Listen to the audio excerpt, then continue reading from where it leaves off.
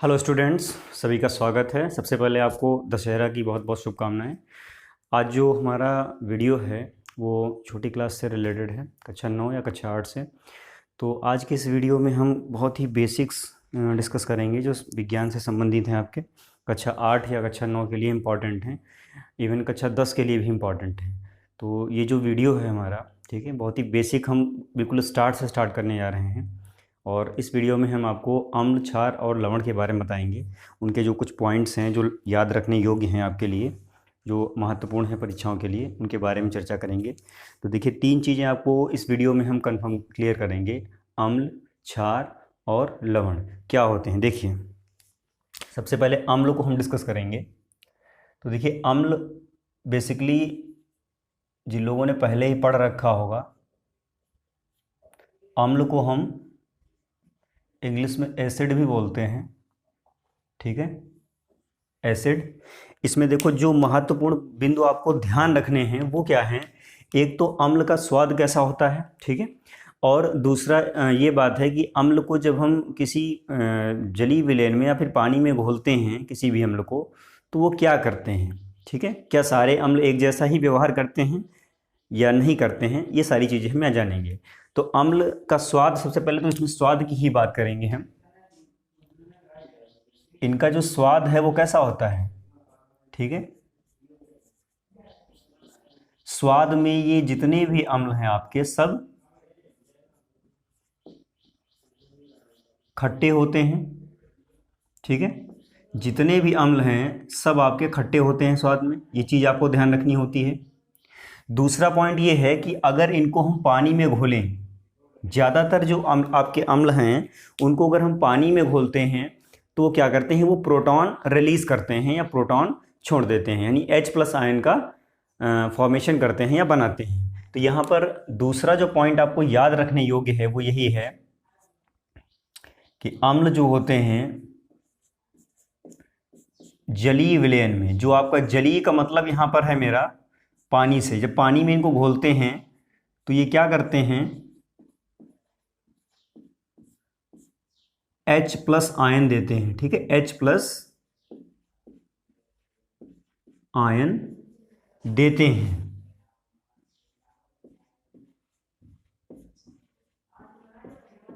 ठीक है, समझ गए होंगे। देखिए, अगर इसका उदाहरण ले लें, हम कोई भी एक उदाहरण ले लेते हैं। देखिए, जैसे मान लिया हमने इसका उदाहरण लिया,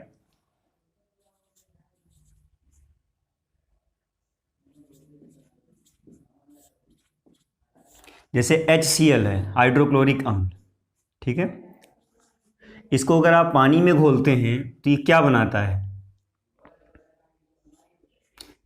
देखिए, यहाँ पर AQ में लिख रहा हूँ, AQ का मतलब होता है पानी, ठीक है। अगर आप इसको एक्वस सोल्यूशन में डिजोल्व करेंगे तो ये क्या क्या बना लेगा। देखिए, रिवर्सिबल रिएक्शन का ये साइन होता है, उत्क्रमणीय अभिक्रिया का। इसको जैसे ही पानी में घोलेंगे तो ये 2 आयंस में टूट जाता है, एक तो होता है H+ और दूसरा होता है Cl-। अब ये आपका क्या है, ये H+ आयन है, इसको हम शॉर्टली प्रोटॉन भी बोलते हैं, ठीक है, प्रोटॉन, ठीक। तो ये आपका क्या करते हैं, जितने भी अम्ल हैं वो सारे के सारे बिहेव करते हैं। ये आपका क्या है, हाइड्रोक्लोरिक अम्ल, हाइड्रो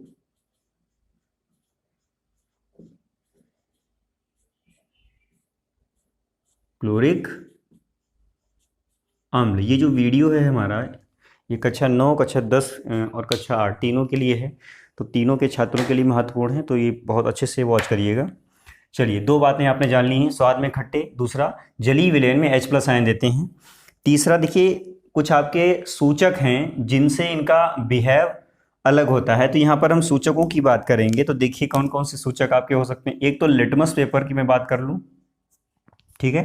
अम्ल जो होते हैं हमेशा नीले लिटमस पर अपना एक्शन दिखाते हैं, लाल लिटमस पर नहीं दिखाते हैं। तो इनकी पहचान करने के लिए हम क्या करते हैं, नीला लिटमस लेते हैं। ठीक है, नीला लिटमस लेते हैं तो नीला लिटमस को क्या कर देते हैं, लाल कर देते हैं।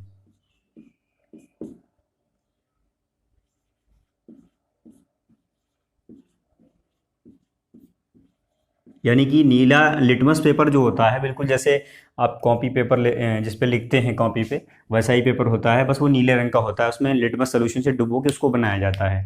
तो जब आप नीले लिटमस को लेते हैं, उस पर थोड़ा सा एक ड्रॉप अम्ल डालते हैं, तो वो तुरंत जहाँ पे ड्रॉप गिरता है वहाँ पर वो लाल हो जाता है। ठीक है, ये आपका क्या है, एक अम्ल का व्यवहार है या फिर एक उसका गुण है। दूसरा, कुछ और भी आपके सूचक होते हैं, जैसे आपका फिनोप्थेलीन है। ठीक है, फिनोप्थेलीन,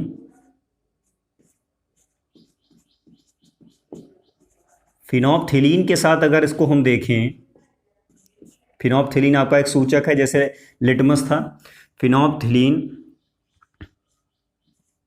के साथ रंगहीन रहता है, इसमें कोई रंग नहीं आता है।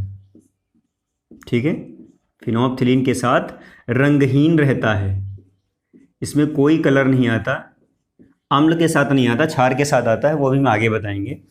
एक और बेस आपका है जिसमें मिथाइल अरेंज होता है, मिथाइल अरेंज है ये, सॉरी, मिथाइल अरेंज, ये भी एक विलेन होता है जो कि ऑरेंज कलर का होता है। और जब इसको हम अम्ल के साथ मिलाते हैं, के साथ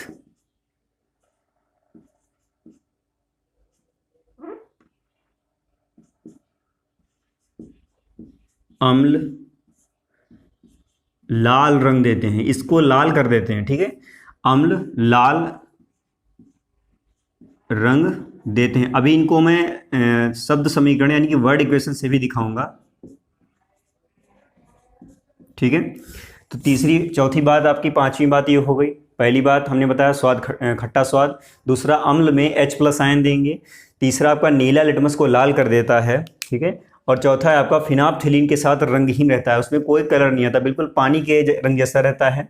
मिथाइल अरेंज जो है आपका, ये अम्ल इसके साथ अगर मिलता है तो वो लाल हो जाता है। तो देखिए, मिथाइल अरेंज है, फिनोप्थेलीन है, नीला लिटमस है, इन सबसे अम्ल जो आपका पदार्थ है, कोई भी पदार्थ हो, अम्ल हो, क्षार हो, उसकी पहचान की जा सकती है अगर इन तीनों का आप इस्तेमाल करते हैं। मिथाइल अरेंज के साथ में अगर लाल रंग दे देता है तो अम्ल है। ठीक है, फिनोप्थेलीन के साथ अगर रंग नहीं देता है, रंगहीन रहता है, तब भी अम्ल है। नीला लिटमस को अगर लाल कर देता है तब भी वो आपका अम्ल ही है। तो इन तीन बातों को आपको ध्यान रखना है, जो कि आपसे पूछे भी जा सकते हैं एग्जाम में। तो ये आपका जो था ओवरऑल अम्ल से रिलेटेड जानकारी थी। अम्ल के बारे में इतनी जो जानकारी है आपकी एक क्लास 8 से लेकर 10th तक पूछी जा सकती है। तो ये तो आपका अम्ल हो गया। अब हम बात करेंगे क्षार पे। क्षार को देखिए क्या कहेंगे, क्या क्या उसमें कैरेक्टर्स होते हैं। ठीक है, ये तो अम्ल की बात हो गई। क्षार पे चलते हैं और क्षार को देख लेते हैं क्या क्या ये कर सकता है। क्षार को बेसिकली हम बेस बोलते हैं, ध्यान रखिएगा सभी लोग। इसको हम बेस बोलेंगे, उसको हम एसिड बोलते थे। जैसे इसमें स्वाद का याद रखना जरूरी है, वैसे इसमें भी आपको ये ध्यान रखना पड़ेगा कि जो आपके क्षार होते हैं वो स्वाद में कड़वे होते हैं, स्वाद में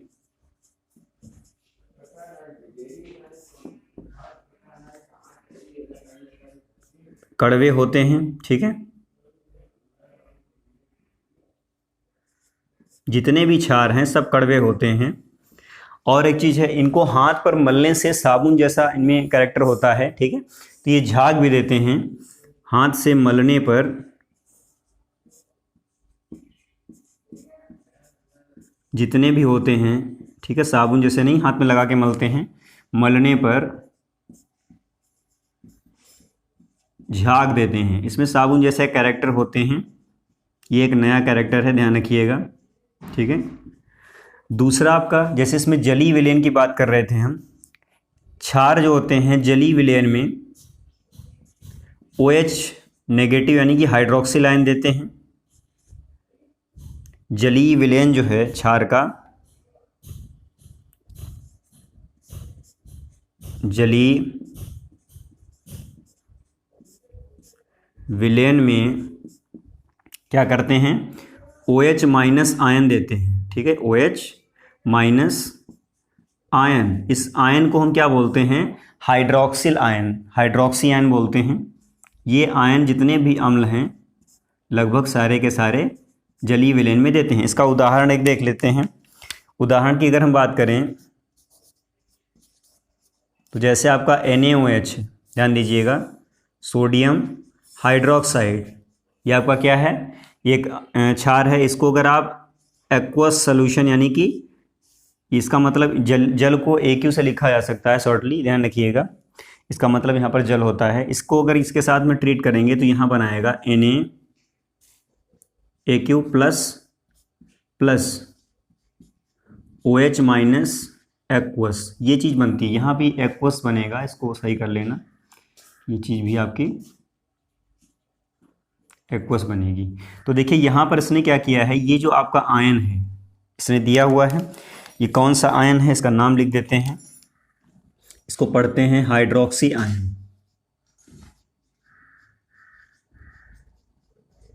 हाइड्रोक्सी आयन, ठीक है। और ये आपका क्या है, ये आपका सोडियम हाइड्रोक्साइड है, जो कि आपका क्षार होता है, सोडियम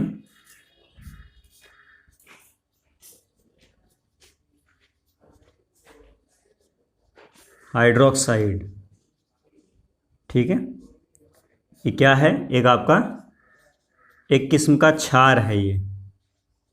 ये चीज़ आप ध्यान रखिएगा। ये क्या था, ये आपका अम्ल था। ठीक है, अब देखिए इसने ये आपका OH माइनस दिया तो ये क्या हो जाएगा, बेस हो जाएगा।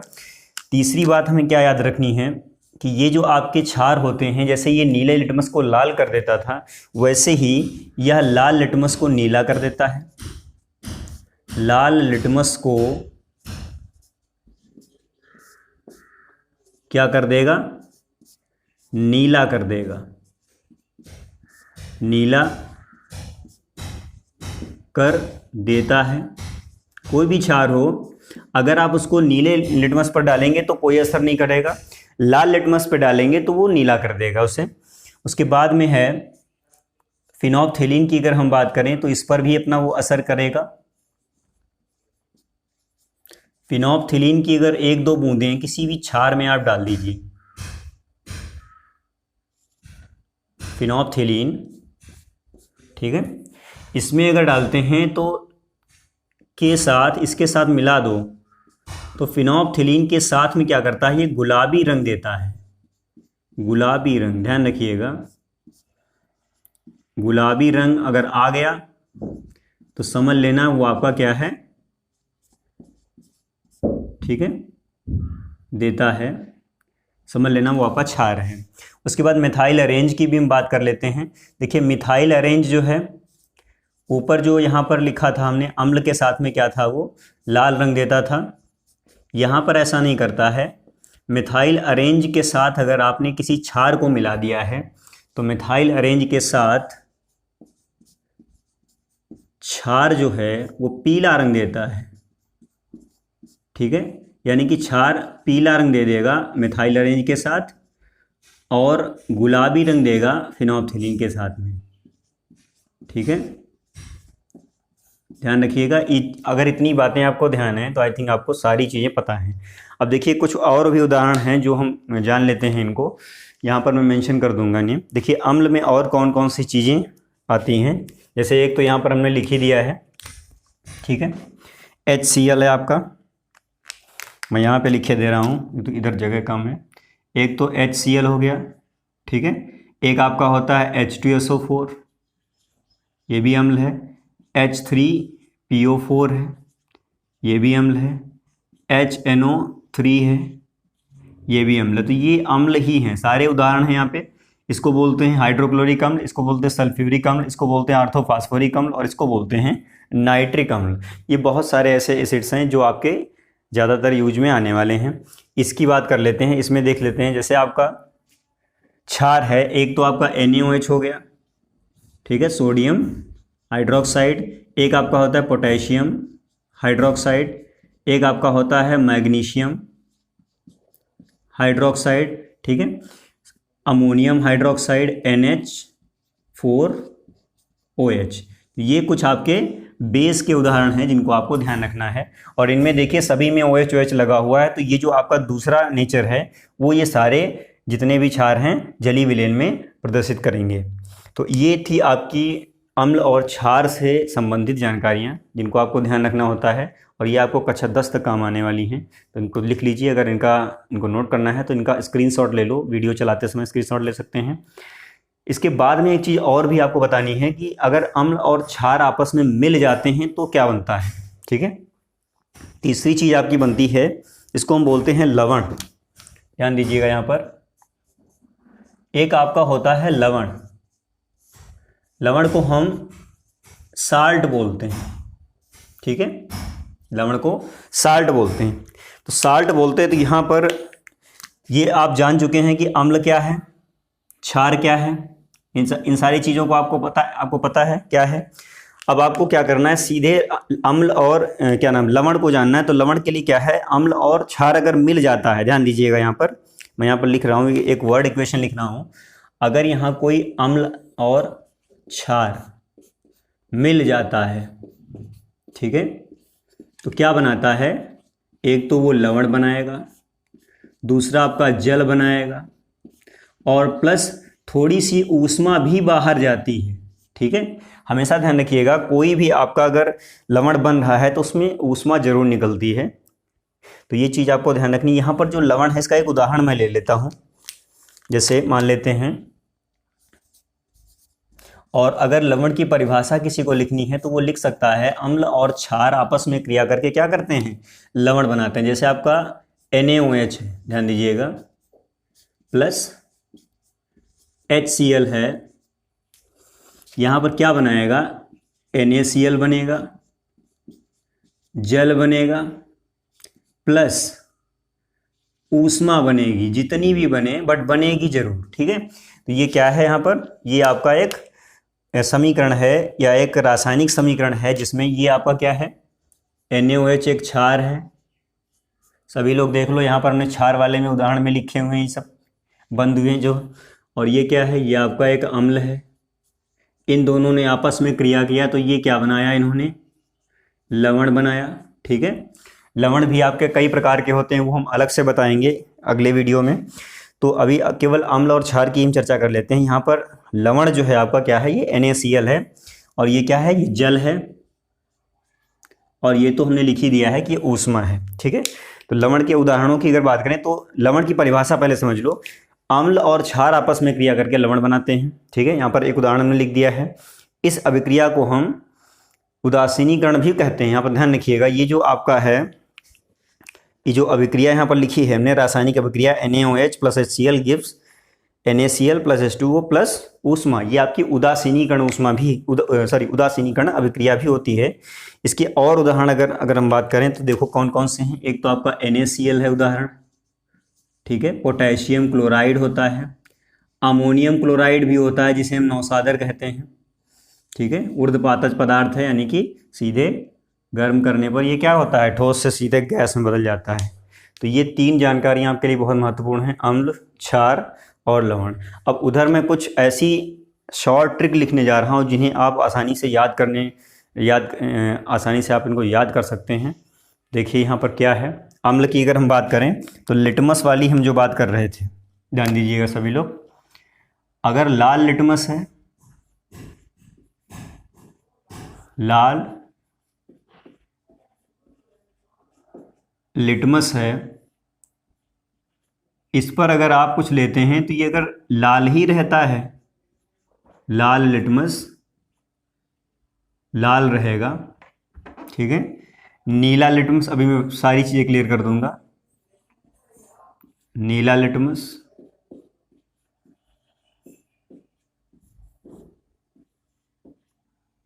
ये लाल हो जाए, दूसरा लाल लिटमस,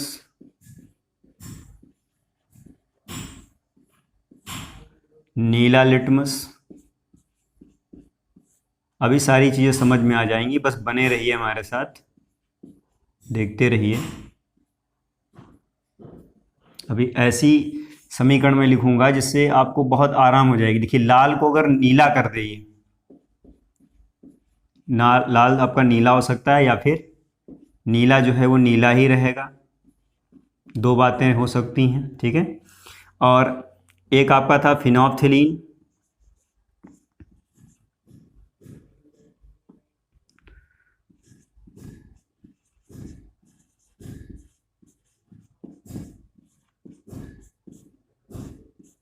फिनोप्थिलीन, ठीक है। अगर ये रंगहीन रहे तो एक प्रकार का पदार्थ ही होता है जिसमें रंगहीन रहता है, और एक ऐसा भी हो सकता है कि फिनोप्थिलीन आपका गुलाबी हो जाए, ठीक है, गुलाबी रंग दे दे, नीला रंग दे दे, यहाँ भी नीला रंग है, यहाँ भी नीला रंग था, और यहाँ यहाँ लाल था और यहाँ लाल था। आगे एक और है मिथाइल अरेंज। मिथाइल अरेंज की अगर हम बात करें तो ये भी दो चीज़ें करता था। एक बार में तो ये लाल रंग देता था। देखिए मिथाइल अरेंज जो है ऑरेंज कलर का होता है, ये ध्यान रखना सभी लोग। मिथाइल अरेंज जो है ऑरेंज कलर का होता है। फिनोप्थिलीन आपका पहले से ही रंगहीन होता है, लाल रंग देता था। और एक बार में कुछ आपके ऐसे पदार्थ भी थे जिनके साथ मिथाइल अरेंज जो है ये क्या करता था, पीला रंग देता था, पीला रंग। अब एक एक करके जानो सभी को, देखो क्या क्या होता है इसमें। अगर यहाँ पर अम्ल आ गया, ध्यान देना सभी लोग, अगर आप इसको अम्ल के साथ कराएंगे तो ये लाल का लाल ही रखेगा। यहाँ आपने अगर अम्ल ले लिया, ठीक है, तो नीले को लाल में चेंज कर देगा। यहाँ अगर आपने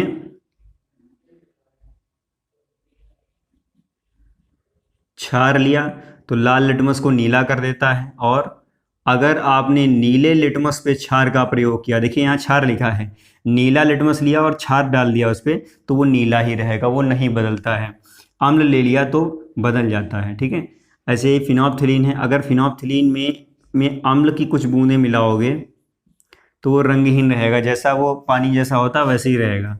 फिनोप्थिलीन में अगर आपने कोई भी क्षार मिला दिया तो क्षार पदार्थ आपको पता है क्या होता है, क्षार जो है वो गुलाबी रंग दे देते हैं, ठीक है, इससे पहचान हो जाती है। मिथाइल अरेंज है, अगर आपने इसमें अम्ल डाला है तो ये लाल रंग दे देता है, और अगर मिथाइल अरेंज में आपने क्षार डाला है तो फिर वो पीला रंग दे देता है। तो ये कुछ ऐसी जानकारियां हैं जो आपके लिए बहुत महत्वपूर्ण हैं, और इनसे आप बहुत सारी डिटेल याद रख सकते हैं। देखिए नीला लिटमस हो, लाल लिटमस हो, मैं अलग से लिख दूं इनको।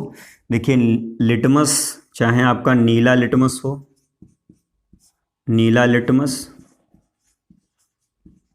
ठीक है, ये होते क्या है मैं ये लिखने जा रहा हूं। चाहे आपका लाल लिटमस हो,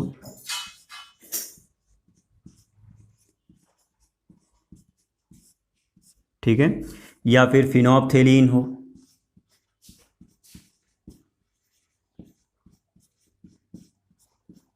फिनोप्थिलीन हो, ठीक है, या फिर आपका मिथाइल अरेंज हो,